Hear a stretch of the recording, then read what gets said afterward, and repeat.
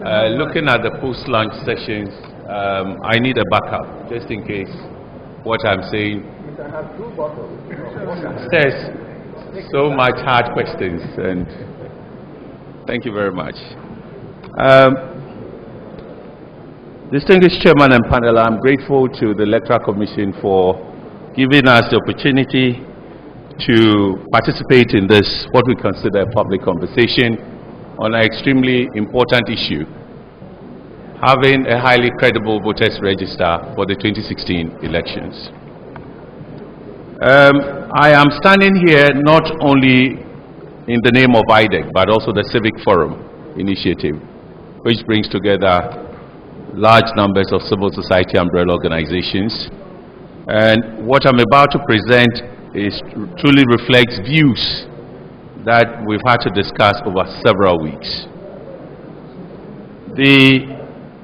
In early September, around the 5th of September, after one of the meetings of the CFI, we agreed that we would issue a press statement, which we did, calling on the EC to seriously investigate the allegations that were made or were made at that time in August by the NPP and also the opposition that came from the NDC. And we were minded that these two parties, when they start doing their thing, it will run through the entire election period, and if we don't take steps, it would only raise the temperature and the turbulence will be difficult to manage. But fortunately, there are also the two parties that have driven the democratic process to where we are. The stability of our democracy depends on how they have also engaged.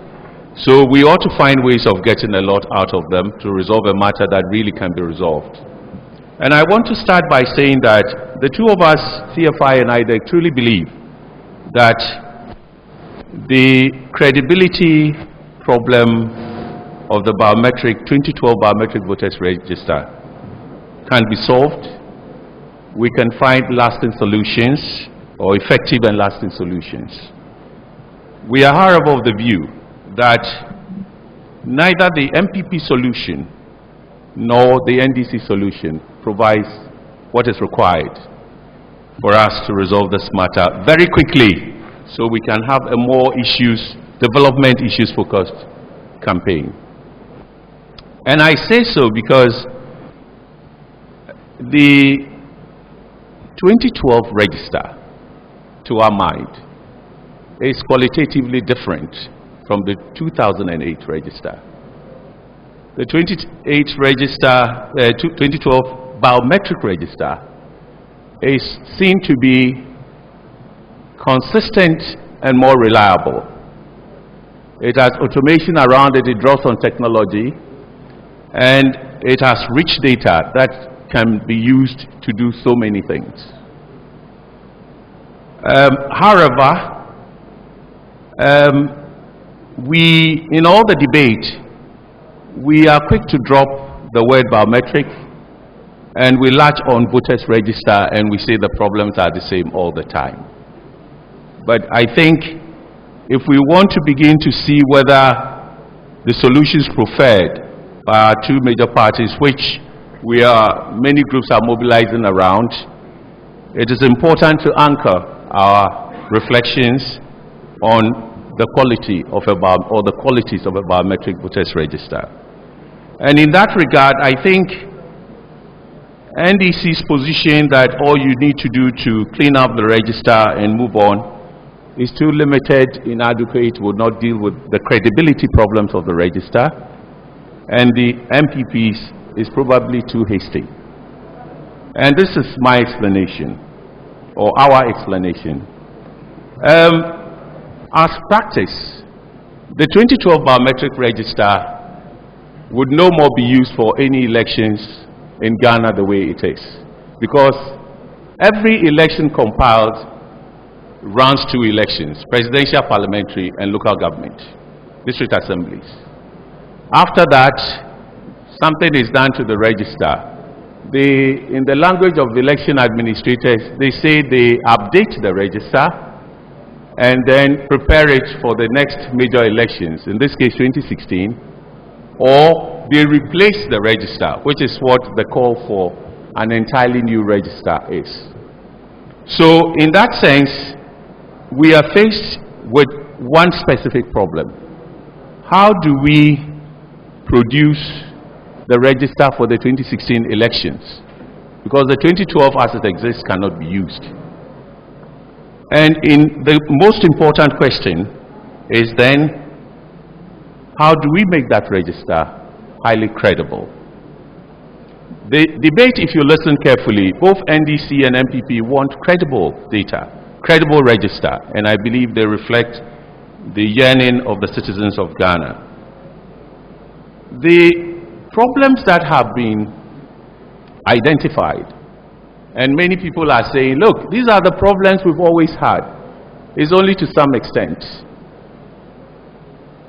The problem of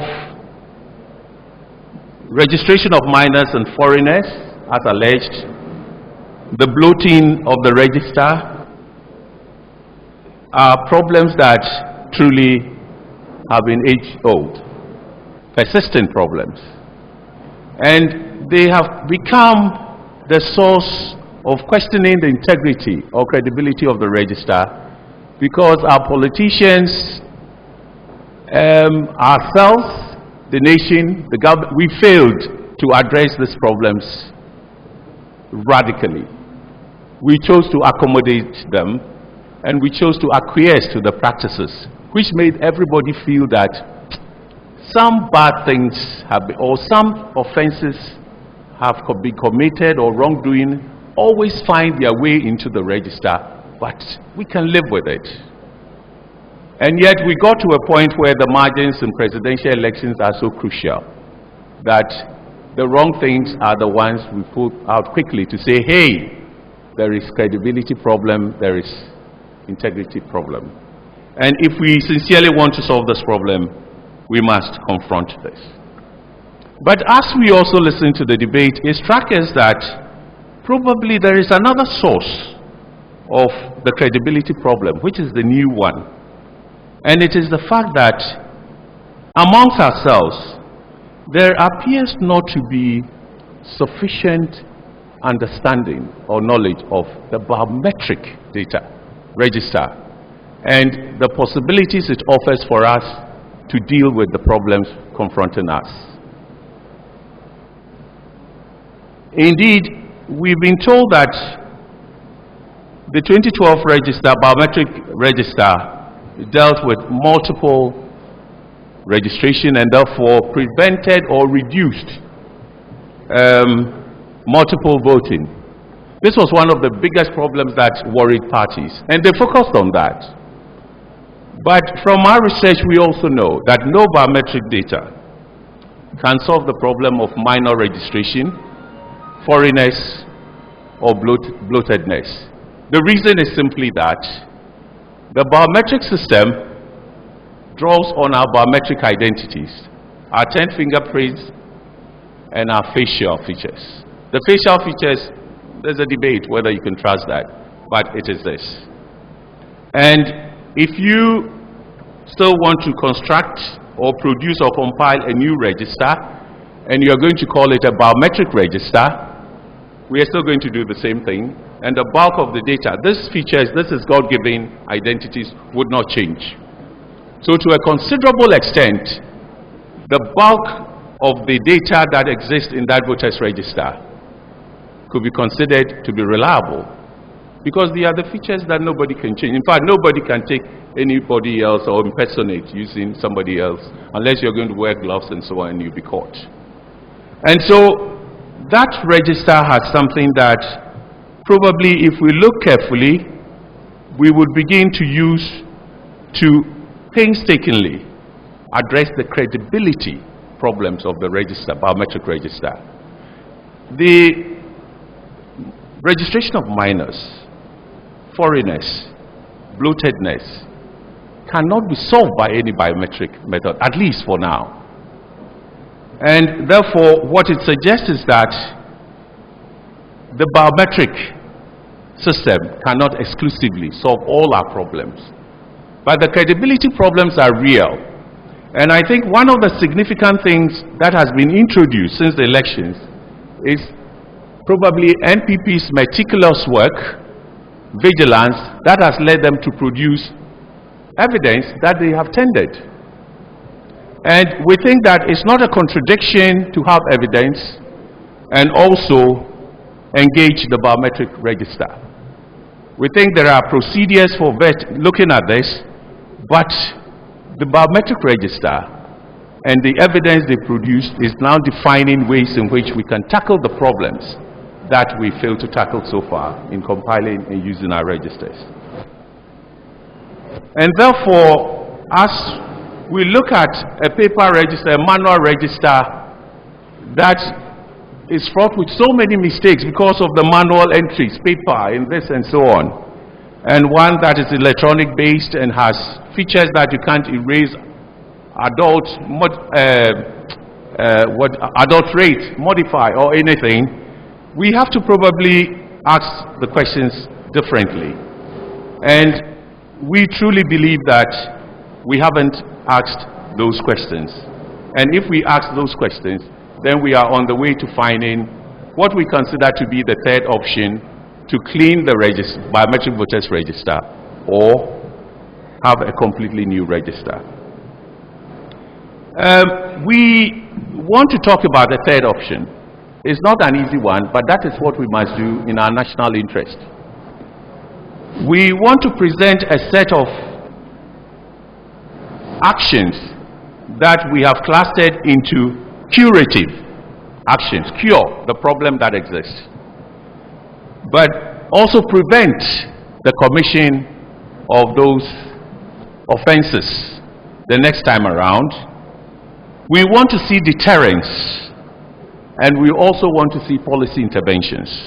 If we don't do any of these four things together at the same time, new or clean would not solve the problems of credibility we are having. Because the credibility is about us knowing that we have acquiesced to wrongdoing, which the laws are against. No one is arrested, no one is punished.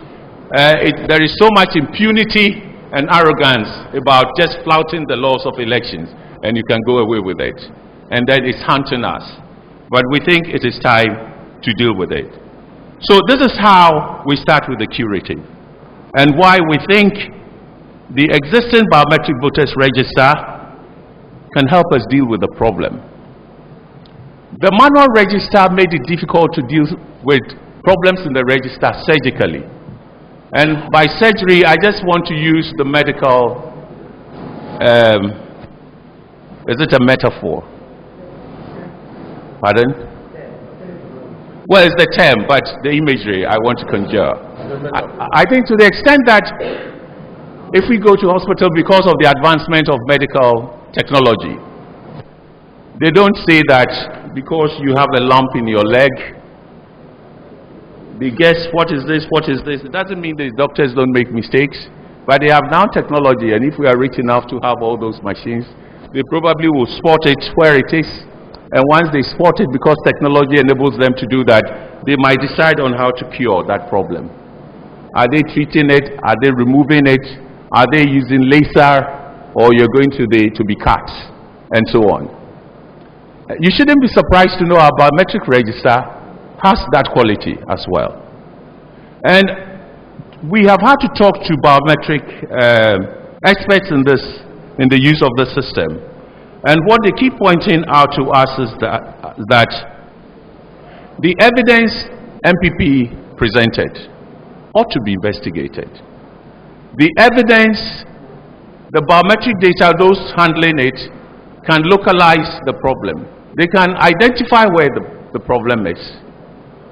And once they isolate the problem and say, in this part, what are the names? They can pull it out in no time at all for you. You can start your investigations. And those investigations must lead to serious actions.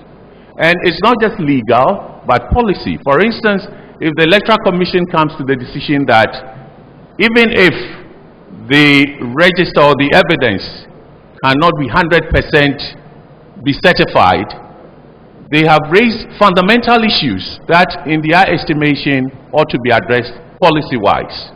And they can take some decisions to that. We never could do that with a manual register, because that register just doesn't give you scope to go beyond what you know or you see. But this does. In fact, we condemn our biometric register, but the Nigerians praise it a lot. I heard earlier someone refer so much to Atahiri Ega, who is a personal friend, and we brought him, CFI and IDEG brought him to Ghana just before the registration of the voters register. And we worked together on many things.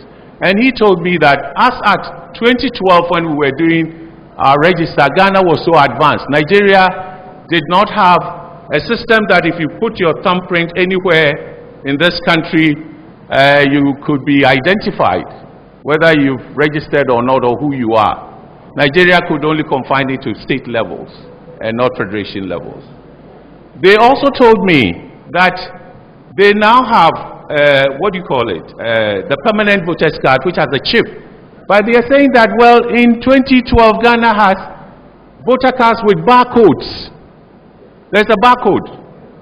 And they are saying that it is not that alone, but to get registered or vote or something, Ghana insists you must also use your finger and get the print, and hence the verification thing and the issues around it.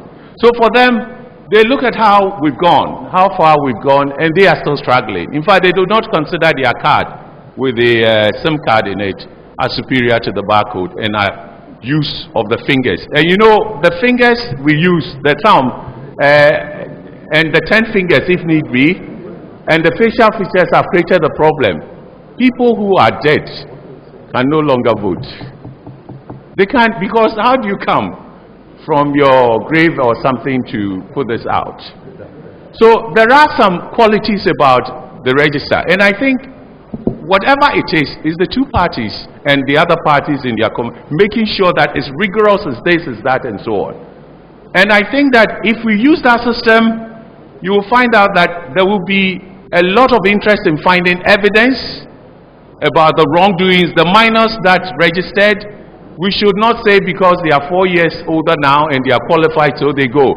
Please keep on finding evidence. And with that register, you can locate the 22-year-old who registered in 2012 but was a minor at that time. It's still a criminal offense. So it's challenging us to do more. Thank you. So this is what we mean by the curative. The problems in the register that exist now should not be transferred into an entirely new register, because if we want to do a new register now, we will gloss over the wrongdoing, and the processes of controlling and checking them we wouldn't see. Two, what we call preventive measures. You know, the minors and the foreigners, we can't tell from their fingerprints and their facial features. However, it lies within ourselves, the political parties and CSOs, to do some things. The biometric data now makes it possible for us, for the EC to, I'm told, produce something called daily proof list, which tells you what happened in the registration, and it can tell you all those who registered who were 18 years. So if you have doubts, please take it upon yourself, a civic responsibility, to go to schools, families, churches, and so on, to just find out a little bit more. We don't do that because we've simply neglected the responsibility to deal with those human problems that have plagued our registers from time immemorial. That is where the source of the credibility problem lies, and we ought to tackle that. But it is not only that. We can also use that to check many other things, addresses, where people came from, and so on. We need citizens' involvement to do this, and if we fail to do that, we are not going to solve the credibility problem. The law requires that suspected minors now, if somebody suspects you, I'm told that you need 2 adults related to you or something to certify you are, and immediately you are registered. Please, can we stop that? Maybe we should change the law and make it more stringent. Can we put it on a separate file and investigate? At least when you go for interviews as a researcher, you don't just put the notes down that are facts because somebody told you something. you triangulate. If you don't have written evidence, you go to you ask more questions and see, please, can we do that? Because we failed to do that, and then we are complaining. It's not the biometric, it's our neglect to do what we must do. And we also found that there is just not enough education on this registration system we've adopted, high or low. Parents, community leaders, political activists, the police, among others, to really understand the laws against minor registration and the voter biometric system and what it does and cannot do. The third action we call deterrence. We think the impunity must end because we know, and the persistent questions to the last questioner, is it the political actors or the EC that is involved or can be suspected to be involved in minor registration? Or is it community leaders who condone? Probably they can be chiefs or priests or imams or malams. But what happens?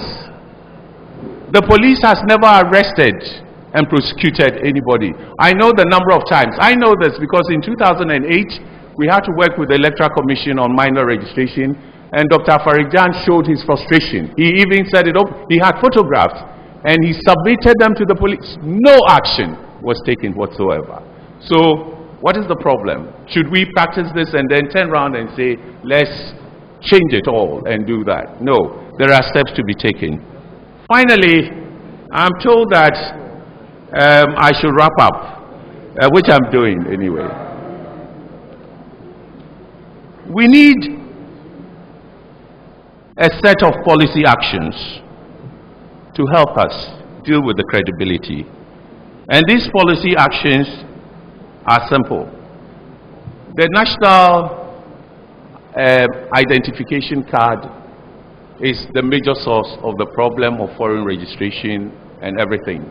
It is also the major source of the problem of bloatedness.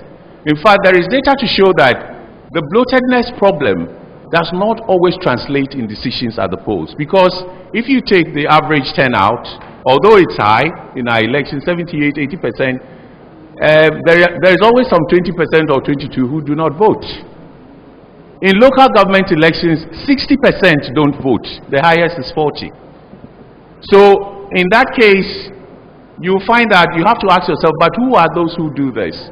And some research done shows that of all the ID cards that are used in the country, many institutions or organizations find the voter's card more credible. So people register to have an ID card that they can use for multiple purposes. And so the dereliction of duty, not having an ID, national ID card, when Togo, Burkina Faso, La Côte d'Ivoire, and many Francophone countries have done it, we are supposed to be richer, but they did it because they wanted to do it. We haven't. And the multiple cards are creating serious problems. So we think that we should set a timeline. Maybe we should make the issuing of ID cards an election issue, an election campaign issue. Which party would commit to do it? And let us hold the parties accountable to this. It is better if we can do it between 2020, so that by the time we are registering for new register or whatever for the next elections, we are no longer using many, but we have a national ID card. We think the National ID Identification Authority should be strengthened. It should be made independent. We think it should be decoupled from the office of the president and resourced enough to do the work it must do. Because we think that it should have the powers to do what is mandated to do and to find the resources to do that. But we also think two things are important. One, we think that measures to control voters' use of voters' cards that will help bring the bloatedness down is that probably before 2016 or before the registration does, the EC and the parties and probably Parliament should decide that you cannot use a voter's card for anything other than for voting. So it is no longer a multiple card. What you replace it with, you know, is you find it. But I think this will check people going in to bloat the register, and massive education on that would help. We also think that probably the EC should come up with a policy guidelines for people who have smart phones to use in areas where they suspect crime or offenses, electoral offenses are being committed. Take the photographs and have a way of transmitting it to a database. Actually, if you talk to India, they would help you, because India, 1 billion people do that in their elections. So, for us in CFI, and IDEG, we sincerely believe that there is a third way to solve this problem. It is in the national interest, it will go faster, we will use resources in a targeted way, and it will benefit all of us mutually without any such political opportunism, one way or the other. And on that note, we thank you. Any questions? No.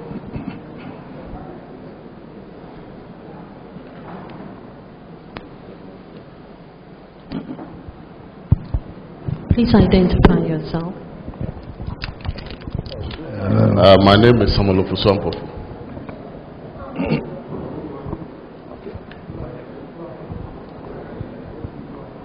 Yeah, I'm the Director of Elections, NDC. I want to make two quick suggestions to support the position that IDEG has. I think they have raised a lot of very critical issues that needs to be looked at. First of all, we have all identified one of the challenges being the absence of credible systems of capturing births and deaths in our communities.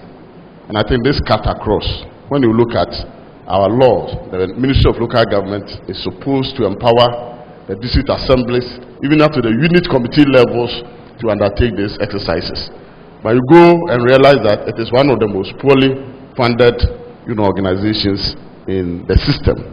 So I believe that we must also find other ingenious ways of dealing with this situation. For instance, we can use our traditional authorities. If I want to go to our villages and there are funerals, there are funeral committees who record the deaths that happen in any locality. So if we empower them and support them, it could be used as a basis. We may not be able to eliminate all, but through the aggregation of various committees, funeral committees along our communities, in their villages and our towns, we'll be able to get to some significant data that will assist in dealing with the issue of removal of people who are dead in our communities. Indeed, when you go to our churches, and I'm happy our Reverend Minister is here, when people die and they are buried by our pastors, records are taken in all the churches. And for that matter, we can also use our churches and our mosque, where the imams also go and undertake the various, traditional rites, religious rites in